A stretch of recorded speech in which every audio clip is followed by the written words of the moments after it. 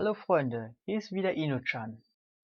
In meinem heutigen Tutorial-Video möchte ich euch zeigen, wie ich das Pyjama-Oberteil von Ruby Rose aus der Serie RWBY, auch Ruby ausgesprochen, gemacht habe.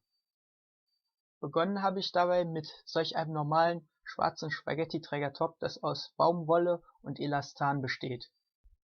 Dann habe ich dieses Freezer Paper zur Hand genommen. Freezer Paper hat eine Papierseite und eine beschichtete Seite. Die Papierseite ist zum Zeichnen und die beschichtete Seite ist, um es auf Textilien aufzubügeln. Also habe ich auf die Papierseite erstmal die Motive aufgezeichnet, die ich auf den Stoff aufbringen will, und habe diese dann ausgeschnitten. Dann habe ich den ersten Teil des ausgeschnittenen Motivs mit der beschichteten Seite nach unten auf das Kleidungsstück gelegt. Dann bin ich mit dem Bügeleisen darüber gegangen, um es auf dem Stoff zu fixieren, damit ich es als Schablone für die Stoffmalfarbe benutzen kann. Leider hat das Freezer Paper bei mir nicht richtig auf dem Stoff gehalten. Das könnte daran liegen, dass ich das Bügeleisen nur auf Stufe 1 benutzen konnte, da der Stoff Elastan enthält. Dadurch ist das Motiv später an einigen Rändern leider etwas unsauber, wie ihr später auch sehen könnt. Dann habe ich mit einem Schwammpinsel die rote Stoffmalfarbe auf den Stoff aufgetragen. Nach dem Entfernen der Schablone sah das Ganze dann so aus. Nun muss man so lange warten, bis die Farbe so weit angetrocknet ist, dass sie nicht mehr klebrig ist.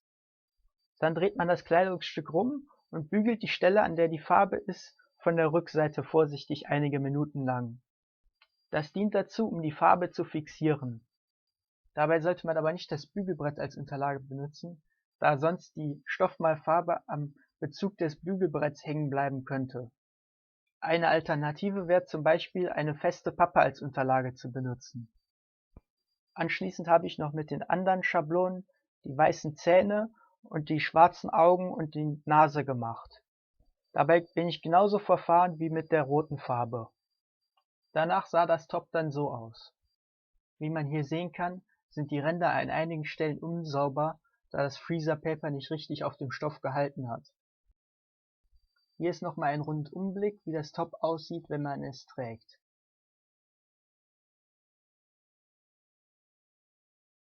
Allerdings solltet ihr darauf achten, dass die Farbe wirklich trocken ist, bevor ihr sie von der Rückseite festbügelt. Denn sonst kann es passieren, dass die Farbe beim Bügeln an der Unterlage kleben bleibt. Wenn ihr dann versucht, das Textilstück wieder von der Unterlage abzunehmen, wird ein Teil der Farbe davon abgerissen. Wenn man dann noch mit der Textilfarbe drüber streicht, um die kaputten Stellen zu reparieren, sieht das Ergebnis sehr unschön aus, wie ihr hier sehen könnt. Aber das war ja nur ein erster Versuch, Rubys Top zu machen. Ich werde das demnächst nochmal neu machen und werde dann versuchen, die Fehler vom ersten Mal zu vermeiden. So, das war dann mein kurzes Tutorial dazu, wie ich Rubys Pyjama Oberteil gemacht habe. In der nächsten Woche geht es dann wieder mit meinem Tutorial zu Noras Waffe weiter. Bis dahin, gebt mir doch bitte einen Daumen hoch, wenn euch das Video gefallen hat, und abonniert meinen Kanal, wenn ihr noch mehr meiner Tutorials sehen wollt. Und damit, danke fürs Zusehen und bis zum nächsten Mal.